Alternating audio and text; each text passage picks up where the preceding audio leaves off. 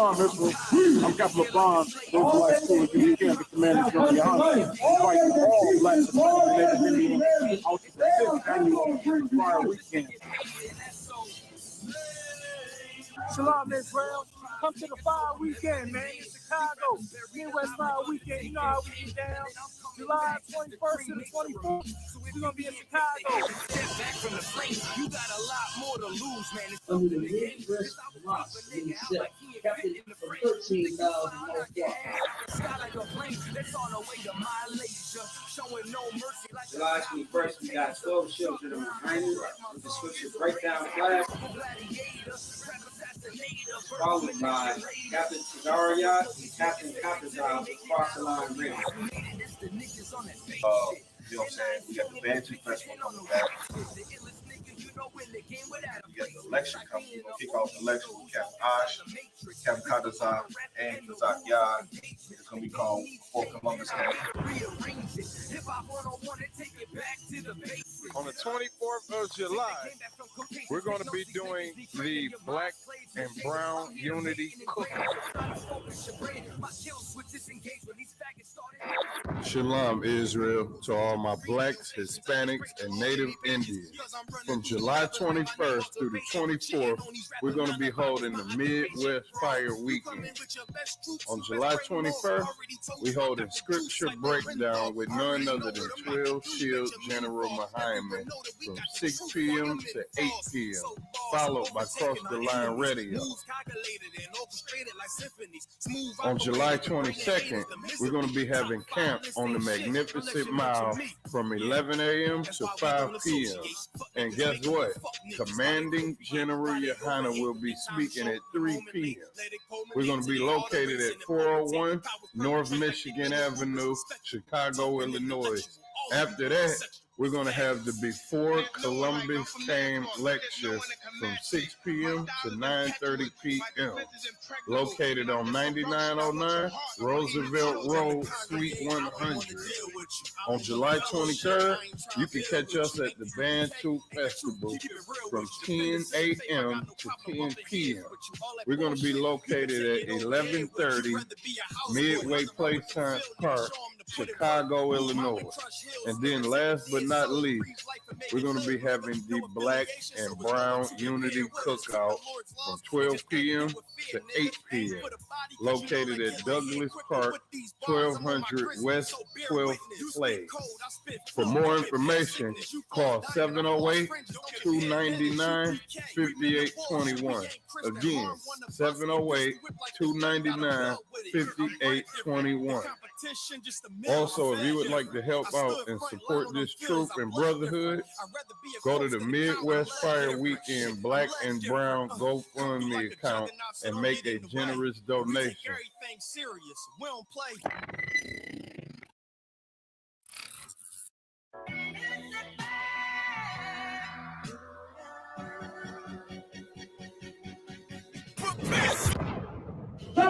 Shalom, Israel.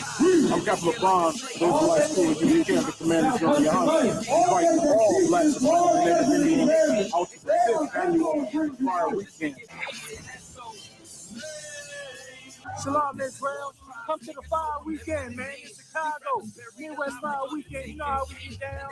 July 21st to the 24th. We're going to be in Chicago. Step back from the flame. You got a lot more to lose, man. Under the Midwest Mosque in set, captain for $13,000 That's on the way to Malaysia. Showing no mercy like July 21st, we got 12 children of Highness with the scripture breakdown class, followed by Captain Tadariat and Captain Kapazal across the line race.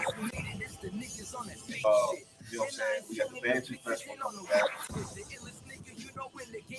got the election coming. We're going to kick off the election with Captain I.S.U.P.K, Captain Kadazak, and Kazak Yad. It's going to be called Fort Columbus Day. On the 24th of July, we're going to be doing the Black and Brown Unity Cookout. Shalom, Israel, to all my blacks, Hispanics, and Native Indians.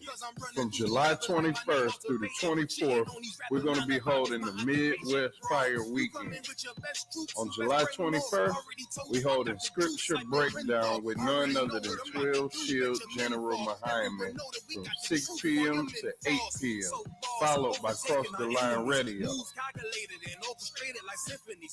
On July 22nd, we're going to be having camp on the Magnificent Mile from 11 a.m. to 5 p.m.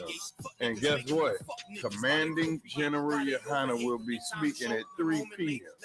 We're going to be located at 401 North Michigan Avenue, Chicago, Illinois. After that, we're going to have the Before Columbus Came lecture from 6 p.m. to 9:30 p.m. located on 9909 Roosevelt Road, Suite 100. On July 23rd, you can catch us at the I.S.U.P.K Festival from 10 a.m. to 10 p.m. We're going to be located at 1130 Midway Place Science Park, Chicago, Illinois. And then last but not least, we're going to be having the Black and Brown Unity Cookout from 12 p.m. to 8 p.m. located at Douglas Park, 1200 West 12th Place. For more information, call 708-299-5821. Again, 708-299-5821. Also, if you would like to help out and support this troop and brotherhood, go to the Midwest Fire Weekend Black and Brown GoFundMe account and make a generous donation.